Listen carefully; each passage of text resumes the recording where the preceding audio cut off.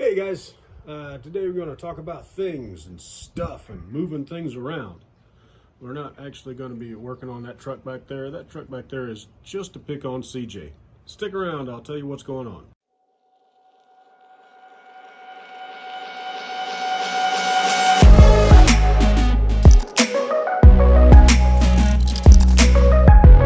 All right guys, hey, I'm sorry I've been a couple of weeks out. I've been busy. You know how it is. This time of year I'm trying to get everything set up for wintertime enjoyment, and I've got family coming into town and blah blah blah. This is a tight time for everybody, especially helping out friends and family, that kind of thing. So what we're going to talk about today is the UMG 10 and the improvement that I made on it that I really wasn't 100% sure was going to be an improvement.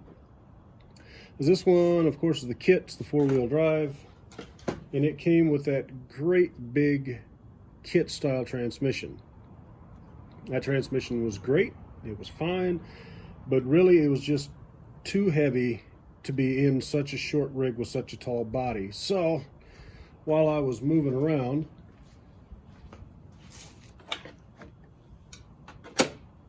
I moved it. Now basically this is the transmission that came out of the orange truck. I decided I needed to move things around, and this was the easiest way I could do things. I took the transmission and the center skid plate out of this one and put it in that one with the Castle motor. By putting this one in here, this much lighter, much smaller, more condensed transmission, this thing actually performs, I won't say it's a game changer, but is definitely an improvement. Between the weighted wheels and the smaller transmission, this is actually a lot more capable now than it was when it came straight out of the wrench. I'd say straight out of the box, but you know, wrenching and all. The only thing that I think this one probably needs at this point is I'm probably going to end up upgrading the axle housing on this one to match the one that's on the orange truck. Before I did this transmission swap on the backyard course, I couldn't get up and over the new add-ons on the crossover bridge, as it would get up there and just fall backwards because of all of that weight. With this one, it actually just lunches up there and rolls right over it. It's a lot better setup. I took this one out today. I'll show you some footage of that at the end of the day, you know, that kind of thing. But putting this in here, of course, you might as well say you're rebuilding the truck, because the only thing you don't take apart to get this out of there is the servo. You don't have to take the servo out to do this. That's the servo mount and all this stuff up here stayed the same, but everything basically from here back you have to take off to get that skid plate out of there, because otherwise you're going to fight it or you're going to break it. Same thing with the orange truck. But once I got that in there, the drive shafts are essentially the same. Really didn't change much there. So it worked out just fine. Now when I put the one in the orange truck,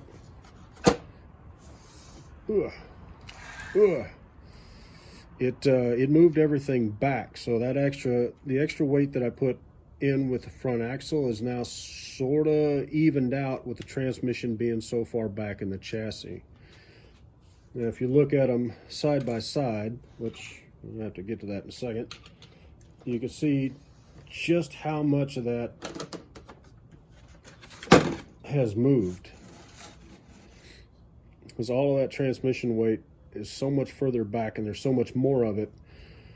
And there's a bit of it that sticks out forward, but it's not enough to negate how much you've got hanging off the back of that. You can see how much further back the motor is, because on this one the motor is right up against the battery tray, and this one you've got I want to say probably 1.5 inches, maybe 1 3/4 inches. So everything is moved back with this transmission. It also allows you to run a much bigger motor in there if you choose to do so. I don't choose to do so. Let's see, aside from that, the performance is about the same with the same motor. This one's just a basic 55 turn axial can motor. It works just fine. I'll be upgrading the ESC later today.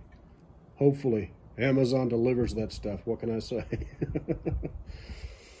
Like I said, I think the only thing I'm going to do on this one is maybe change out that front axle housing, because this front axle housing is nice and it's durable and everything, but if I switch out to the metal front axle, that'll put a lot more weight up front and down low where I need it to help offset the heavy body. Anyway, I'll take you now out to the trails and show you how well it did on the things that it didn't do very well.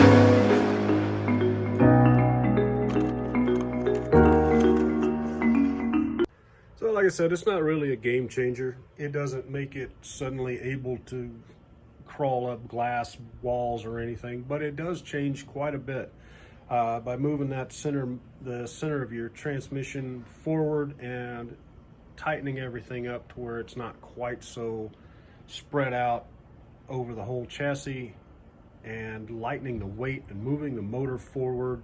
It helps a lot.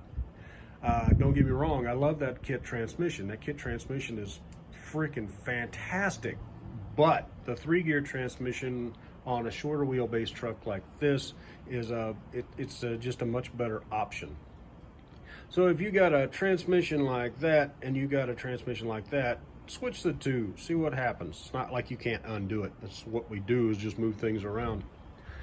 Anyway, thanks for watching, guys. Sorry for the delay, but you know, Mom's coming into town. I got to get things cleaned up. Oh, and CJ, yeah, I still got it. Let me know when you're ready, buddy. Anyway, thanks for watching, guys. Good luck on the trails.